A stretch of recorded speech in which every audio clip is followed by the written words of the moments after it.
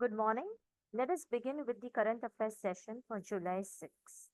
So let us have a look at the important articles from the exam perspective.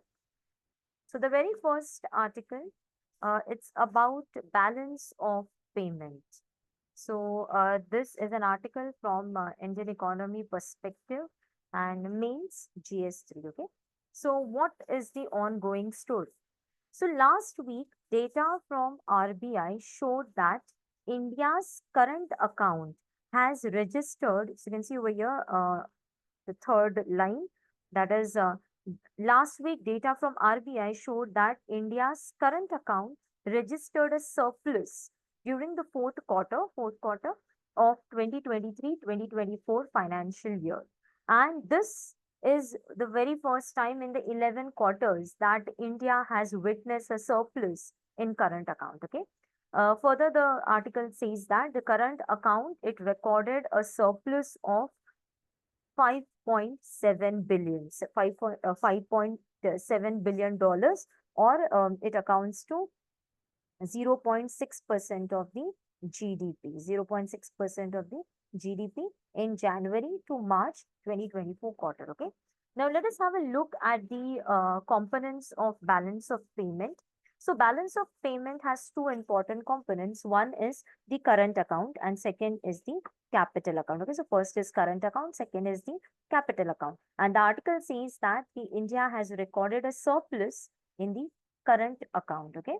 So current account is it includes merchandise that is export and import of goods. Okay, so visible, basically it is a visible category which takes into consideration export and import components of the goods. Then you have the invisible component. Invisible is further divided into three. First is services, export and import of service sector. Then factor income, that is profit, interest, dividend on the assets abroad. Then transfers, gifts, remittances, grants, that is again a part of the invisible component. So current account, it has two important components. First is merchandise, which is also called as a visible component, and then you have invisible. Invisible further includes services, factor income, and transfers. So article says that we have recorded surplus over here. Okay. Then the next is your capital account. Capital account has three important components. First is foreign investment. Foreign investment, basically your FDI, foreign direct investment, foreign portfolio investment, that is there. Then loan that is external commercial borrowing, and banking capital, NRI deposits. Okay. So these are the components of your capital account. Okay. So once again, we can just have a look at the article. Article says that the first in 11 quarters, India has witnessed surplus on the current account, and it is around $5.7 billion or 0.6% of the GDP. Now, there was a question in 2014, a very simple question in the preliminary examination. So we can just have a look at this question. So with reference to BOP, with reference to balance of payment, which of the following constitutes the current account? So just now we have understood that the BOP has two components. One is the current account and second is the capital account. So the question says that which one of the following is the component of the current account. Okay, so let us try to understand it. So first of all, balance of trade, yes, that is the merchandise component which we studied, it is there. Balance of invisible, yes, even that is there. Special drawing rights, no, it is not there. And foreign assets, it's a part of your capital account. Okay, so your answer should be 1 and 3. Okay, so your answer is 1 and 3, that is C. 1 and 3 only. Okay, so that is your answer. Let's come towards the next article. So next article, how Agniveer's compensation differ from regular soldiers. Okay, so you must be aware about the Agniveer scheme introduced by the government of India. So the article says that how the compensation of Agniveer is different from that of the regular soldiers. So article is from the perspective Indian polity and governance, from the mains perspective GS2. Okay, so what is the ongoing story? So earlier this week, leader of opposition in Lok Sabha, Rahul Gandhi, alleged that the family of Agniveer Ajay Kumar, who was killed in a landmine blast in January, he did not receive the financial assistance from the government. And as a result, this compensation of Agniveer has come into picture, into limelight. Okay. Now let us try to understand how the compensation amount is given to Agniveers and to the regular soldiers. What are the different categories? Okay. And so what are the key takeaways? Let us try to understand. The death of a regular soldier, those who are regularly employed in the Indian Armed Forces, okay? So death of the regular soldiers, they are classified into 5 categories. That is category A to E, A, B, C, D, E. It deals with the deaths of the soldiers who are the regular one in the Indian Armed Forces.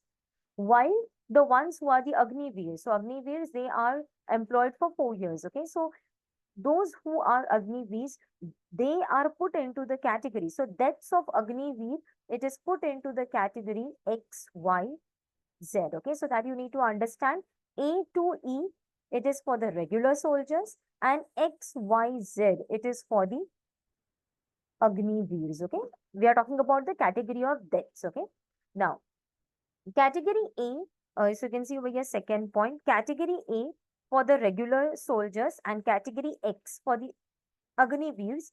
These are the deaths which are not attributable by military service. So, if you are dying apart from doing the military service, like you are not on duty and you died due to some cardiac arrest or due to an accident, so this is not related to your military service. Okay, so such type of deaths are covered in category A for the regular soldier and category X for the Agniveers. Okay, then you can see the third point over here. Deaths placed in the category B and C are attributable to the ones by military service. Okay, so A is not non-military death. Okay, non-military service, and similarly here it is X. Okay, then you have B and C. For regular soldier, I'm talking about. These are the deaths due to military service. Similarly, here it is Y, which is a death due to military service.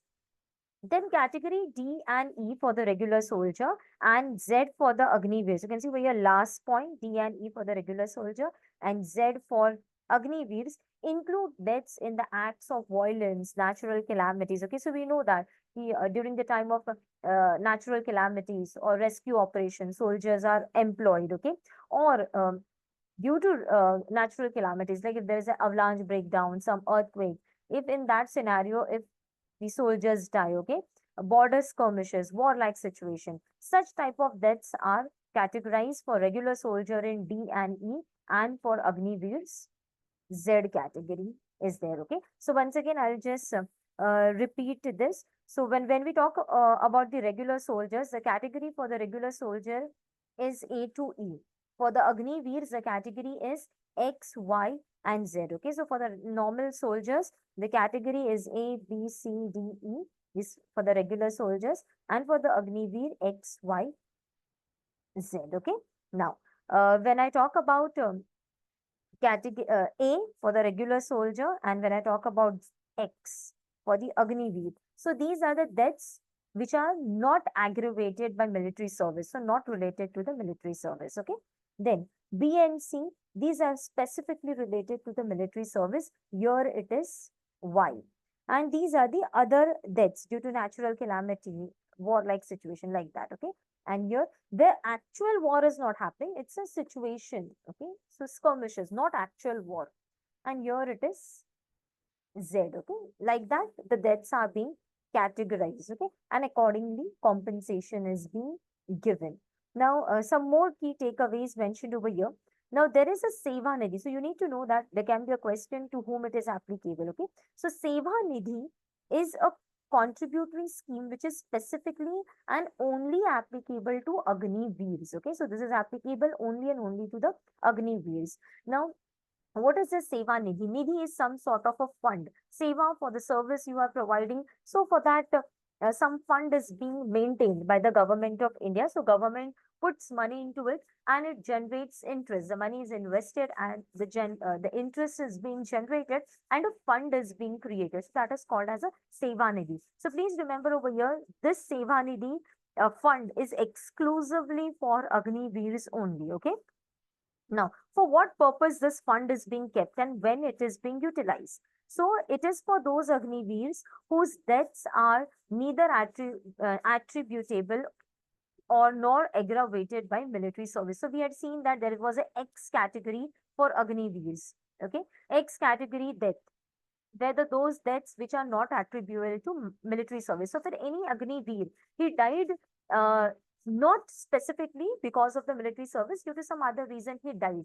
So he will get an amount which is accumulated in the Seva Nidhi till the time of his death. So a certain component of Seva Nidhi will be given to him till whatever money that was accounted into that Seva Nidhi till the day or date of his death. Okay. So please remember, Seva Nidhi, it is only for the Agniveers, and whatever money that is being given from the Seva Nidhi, it is the money for non-military related deaths. Okay. Then the next is Agniveer who die while on duty. So we have seen that ki why is the category due to military deaths. Okay. So those who die while on duty, even Z, while on duty they are dying due to natural calamities, due to warlike situation. Okay. So if they die in during the duty, so they will get the component of the Seva Nidhi. So whatever component is there in the Seva Nidhi, that they will get. Plus, now Agniveer scheme is for 4 years. Okay. So 4 years का scheme है. Suppose a person died after 1 year. So जितना remaining years है, so 3 years are the remaining years of his service. These are the remaining years of his service. So he will get the salary, whatever is the salary, his parents will get it. His like guardians will get that money plus Seva Nidhi component. Okay. Now you can understand the difference. If the death is due to X category, which is not related to the military service, so in that scenario, he will get the contribution from Seva Nidhi. But if the death is related to Y and Z, Y is specifically military death, Z on duty hai and the person has died. So in that scenario, unserved period up to 4 years, whatever is there, so uska compensation the person will get it plus Seva Nidhi ka component. Okay, so that is there.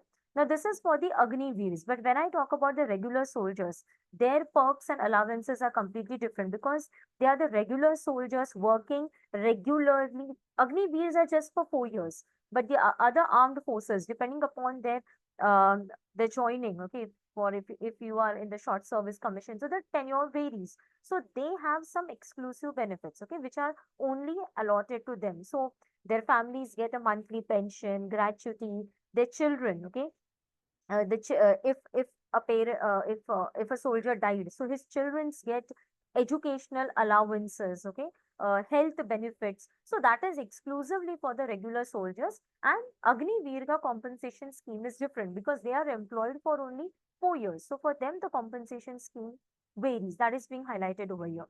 Then you can see over here, so Agni Path, that is the scheme where the Agniveers are appointed, was aimed at recruiting personnel below officer ranks, that is soldiers, airmen, and sailors. These are not commissioned officers, these are below the officer ranks, and they are recruited in the Indian Armed Forces specifically for a period of 4 years.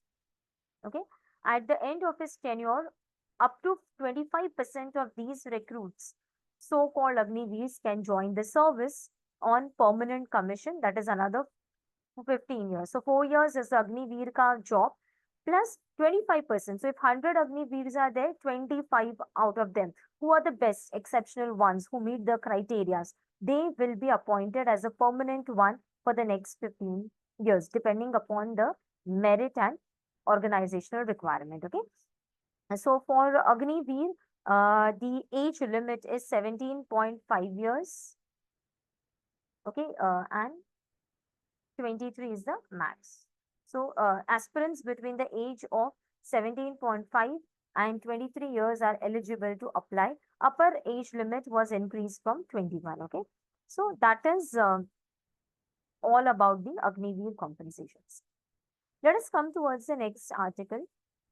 Why China wants to build a rail network to Singapore via Southeast Asia. So article says that ki China is interested in building a rail network to Singapore, okay, via Southeast Asia. So why China is interested? So that the article is talking about it, and some other important facts are given in this article. So article is important from the international relations perspective, from the geography perspective, mapping perspective, article becomes important, okay. First, let us try to understand what is the ongoing story. So, during his visit to Malaysia last week, Chinese Premier Li Qiang said China was willing to study a plan to connect its railway projects in Southeast Asian countries of Malaysia, Laos, and Thailand for highlighting regional connectivity. So, Chinese Premier, he attended some inaugural function in Malaysia, and there he talked about China's willingness to do feasibility study about railway projects in order to enhance the regional connectivity and connect with the Southeast Asian countries. Okay. So, first of all, which ceremony or which inaugural function Chinese premier attended? Let us try to understand about it. So, Chinese premier Li Qiang, he attended a breaking ceremony for Malaysia's East Coast Rail Link. Okay, so Malaysia's East Coast Rail Link Gombak Integrated Terminal Station that was being inaugurated. So it's not actually inaugurated. Some function was there. It is not yet completed. Okay. So some ceremony was there uh, about this project, and this ceremony was attended by Chinese Premier Li Qiang. So let us first try to understand what is this Malaysia's project, and then we'll come to the China's vision. Okay. So this is Malaysia's project. This East Coast Rail Link project. Okay, East Coast Rail Link project. This project began in 2017, but due to some financial constraints, it could not be completed. Now it is expected that by December 2026 or max to max by 2027, the project will be completed. Okay, it is 640-kilometer project, and this is specifically a project in Malaysia. So what is this project? Which important parts it connects? Let us try to understand. So it is 665-kilometer long East Coast Rail link, and this will connect Kota Baru. So you can see over here Kota Baru over here, close to the Malaysia's northeastern coast. So it will connect Kota Baru. So it will go like this: Kota Baru, Tok Bali, Kampong Raja, like this. It will come, and it will end over here, Port Klang.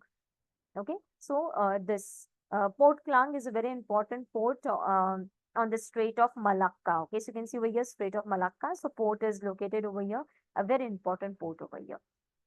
So this is the Malaysia's project, East Coast Rail Link, a railway network connecting Kota Baru on the east coast to Port Klang on the west coast of Malaysia. Project started in 2017, but due to funding constraints, it remained stalled for several years, and now finally the resumption of the project has begun, and it is expected to be completed by 2027. Okay, so for ceremony of this project, China's premier visited Malaysia. Okay, and here China further talked about China's vision of connecting with the Southeast Asian countries. So China has a vision of pan-Asian railway network, pan-Asian railway network, and this vision of China intends to connect southern Chinese cities. You can see here southern Chinese city, Kunming. Okay, so here in the map, yeah, you can see over here red color. I'm not able to, just a second. Yeah. So here you can say Kunming.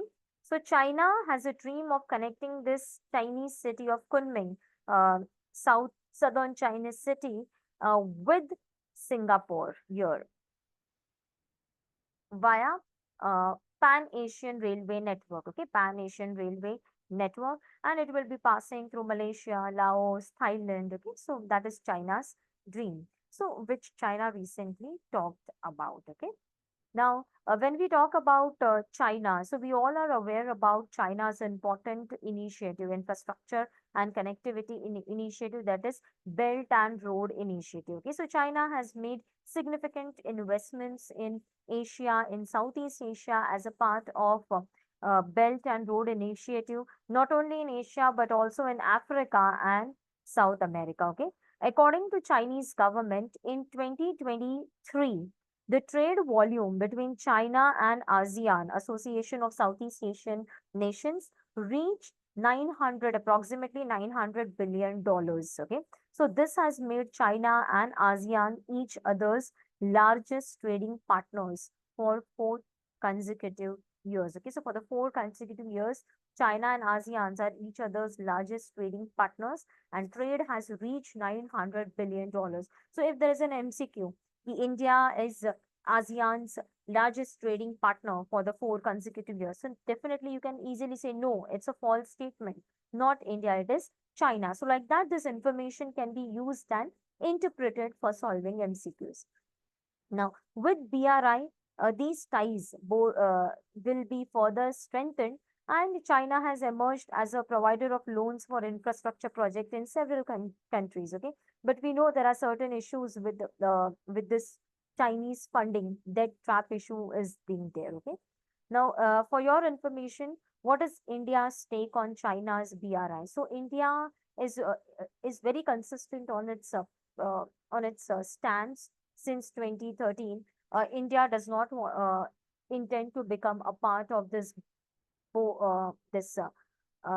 Belt and Road Initiative of China. Okay, so from the beginning itself, India had reservations about this initiative, mainly due to sovereignty related issues. Okay, so we know that as a part of BRI, China is funding CPEC project, CPEC China Pakistan Economic Corridor. China Pakistan Economic Corridor is a part of China's PRI initiative, and this particular CPEC goes through POK, Pak Occupied Kashmir. And as a result, India has expressed its reservations and apprehensions about all these things. Okay, so India has refrained from endorsing BRI and has not taken part in any of BRI forums. Okay, however, though we are not a part of BRI, but India has been an active participant in China headquartered Asian Infrastructure Investment Bank. Okay, so we are an active participant of Asian Infrastructure Investment Bank, okay, which is headquartered in China. Since it's and there are two important funding mechanisms of the board and Belt and Road Initiative. First is Silk Road Fund, and second is this bank, Asian Infrastructure Investment Bank. These are the two main channels for investment and financing of China's Belt and Road Initiative. Okay, so please remember, Silk Road Fund and Asian Infrastructure and Investment Bank are the two important channels for China's BRI investment and financing. Okay, so this is all about this article. You need to know about this particular East Coast Rail Link network. Then you need to know that China and ASEAN, for the 4 consecutive years, they are each other's trading partners. Okay, largest trading partners. Let's come towards the next article. Next article, not an open and shut case. Okay, so this is all about the recent three criminal laws uh, that has been introduced and implemented, replacing the earlier ones. So it is all about this. It's an article from the polity and governance perspective. So what's the ongoing story? Menaka Guruswamy writes, there has been a seismic shift in the criminal law in India. Bharatiya Nyaya Samhita 2023 has replaced Indian Penal Code 1860. Bharatiya Saksha Adhiniyam has replaced Indian Evidence Act of 1872, and Bharatiya Nagrik Suraksha Samhita replaces Code of Criminal Procedure. Okay, so what are the key takeaways? What does the writer wants to convey over here? So experts suggested that 80 to 90% of the IPC, so we are Indian Penal Code, is retained in the new Bharatiya Nyaya Samhita. So we know that IPC, it's a colonial product, right? It was made in 1860s. So basically, it's a time of the pre-independence era British law. So the experts suggest that the new Bharatiya Nyaya Samhita contains 80 to 90% of the original IPC. Okay. So what has been done, it's basically they have revised the provisions, their numbers. Okay. Otherwise, the entire essence is retained as it is. Okay. So this includes provisions pertaining to culpable murder, homicide, assault, forgery, criminal intimidation, defamation, rape. So it says that all the punishments, everything is being retained. Only the numbering, the sequence, and here and there some minor changes have been made. But otherwise, 80 to 90% of the entire IPC it's being retained in the new one. Okay. So example is being given over here. For instance, murder, which was represented by the classic sections of 300 and 302 in IPC, it is now in the sections 101 and 103. So only the sections have been changed. Apart from that, there have been some other changes also. So sedition. So we know that the controversial provision of sedition, which was there in IPC, it has been retained. But what they have done now, they have eliminated the word sedition, and the definition has been broadened in order to include the issues with respect to the sovereignty, security of the nation. And apart from that, the punishment has been enhanced. So earlier for sedition, the punishment was for 3 years. But now the punishment is 7 years to life imprisonment. So increase from 3 years. Okay. Now it is 7 years to life imprisonment that has been paid. Then one more specific change which is being noticed in Bharatiya Nyaya Samhita is that it punishes death caused by negligence of registered medical practitioner. Okay. So due to a negligence of a medical practitioner, doctor, if death occurs, then a person will be punished. Okay. The respected medical practitioner, he will be held responsible. Okay. Now, earlier, this was not there. Earlier, though there was a section, but it did not specifically mention this due to negligence of the practitioner. If the death happens, then what are the grounds of punishment? That was not clearly mentioned in IPC. But now, in this Samhita, it is clearly mentioned. Okay. Apart from that, the positive thing of this Bharatiya Nyaya Samhita is that it provides for community service. Okay, for the offenders who have been convicted for first time, and the value of the stolen property is under 5,000. So some community service will be given as a punishment. Okay, so this is also very much welcome provision.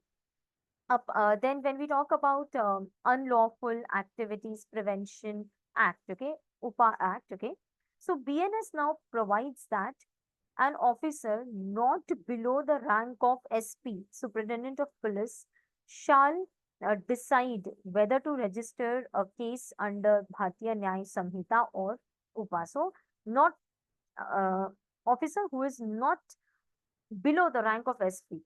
Fine. So so minimum he should be an SP to decide whether the case has to be registered under UPA, unlawful activities, or it has to be put into the BNS. Okay. So that is being mentioned in this article. It says that definitely these laws, these very colonial laws, IPC, Indian Evidence Act. So definitely it's a welcome step. You are changing the things which were done during the colonial period. And this is a right of every independent country. So you can definitely do it. But it says one more thing. Definitely when you are doing post-colonial reforms, everything has to be in consonance with the constitutional values. Okay. So it says that whatever changes, it's a definitely a welcome step. You are bringing reforms in the independent countries, changing the colonial laws, everything is acceptable. But whatever you are doing, the reforms must be in consonance, okay, in sync, you can say, with the constitutional values. In the context of the criminal law, this includes, okay, so what should be the basis of reforms? The trial has to be fair. Resumption of the, sorry, presumption of the innocence. Okay, so we cannot, until and unless the crime is being proved, we cannot consider a person as guilty. Okay, we cannot consider a person as a convict. So during the trial, the person has to be presumed to be innocent as if he has not done the crime. When it is being proved, then you can consider the person as a convict. Until and unless he has to be assumed to be an innocent entity. and procedural justice. So whatever procedure it's being followed, that has to be the fair one, okay, procedural justice. So this three bases has to be there when you are reforming any criminal law: fair trial, presumption of innocence, and procedural justice. Okay. Let's come towards the next article. The next article, it talks about, it's a very short one, that is taking back control. Okay. So related to IR, international relations. So power is poised to change hands in Westminster. As we all know that in the UK's elections, Labour Party emerged to be victorious. So that they are talking about Labour returns to office with its first general election win in 19 years. So that's it. That is being mentioned over here. Then talking about the next article from the governance and economy perspective, center looks to resume rice sales to states. Okay. So what is the ongoing story? With its granaries full, center is contemplating options to offload excess rice, including allowing the states to buy rice from Food Corporation of India under open market sales scheme domestic. Okay. So basically in the government godowns, the granaries are full, overloaded, okay, with rice. There's a surplus, excess of rice. And as a result, government is planning to sell the rice, okay, allowing the states that you can buy the rice from Food Corporation of India. Okay. So key takeaways. Sources said that center had to incur a carrying cost. Carrying cost, see, carrying cost basically the economic cost of maintenance of the food grains. That is, you have to keep it into godowns, transportation cost. Okay. So center has to bear the cost of 6,000 crore rupees in order to maintain the excess rice during the financial year 2023-2024. And it is said that further it will increase by another 1,600 crore. So as a result, the maintenance becomes too much high. So now government, it's better to sell of the excess, the surplus one. So the center is offering rice at 29 rupees per kg, much below the economic cost of 39.31 per kg. So economic cost, the maintenance cost, the distribution cost, the transportation cost, if you take everything, the cost is per kg of rice, the cost is around 39 approximately. Okay. But center is selling at 29. Why? Because too much of excess rice is there. What to do? Extra maintenance. It's better to sell it. Okay. So that government is doing under the open market sales.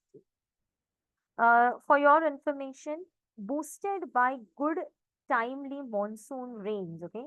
So it's being said, though the rain is like, if you look at the month of June in Mumbai, so it didn't rain only. July also, first week went and then it has started raining. Okay. But Union Minister, okay, Consumer Affairs, Food and Public Distribution Ministry has said that boosted by good timely monsoon rains, Kharif sowing area of onions is said to be 27% higher than last year. That is, as compared to the last year, 27% more sowing of onion has been done, or more area has been brought under sowing of onions. Okay, so that is being there. Target area under Kharif onion is 3.61 lakh hectare, which is 27% higher than the last year. Okay. Then coming towards the next article from the Indian security perspective, GS3, manufacturing in defense hits record high at rupees 1.27 lakh crore. Okay. So what is the ongoing story? India's indigenous, that is the one which is produced within the country, exclusively within the country. So India's indigenous defense production rose to a record high value of 1.27 lakh crore in 2023-2024 as per the defense ministry. Okay. So this has recorded 16.7% growth against the previous fiscal to government policies and self-reliance initiatives. Okay. So government is promoting Make in India with respect to defense. And that is being seen over here that the defense production, indigenous production is being boosted in the country with 1.27 lakh crore in 2023-2024, and the year-on-year growth is 16%. Okay. So what are the key takeaways? As per the data which is received from all defense public sector undertakings and other PSUs or who manufacture defense items and private firms, the value of defense production in the country has gone up a record figure, and this is reflecting a growth of 16.7% over the previous financial year. Okay. So if you look at the entire total value of production, 79.2% has come from defense PSUs and other PSUs, and 20% by the private sector. So if there is a statement in preliminary examination that more than 50% of the defense production in the financial year 2023-2024 has come from the private sector, so your statement is false. Okay. Approximately 79.2% it's from the government PSUs. Some are exclusive defense PSUs and some are the other PSUs which manufacture defense items. Whereas 20.8% is by the private firm, so that you need to know. Okay.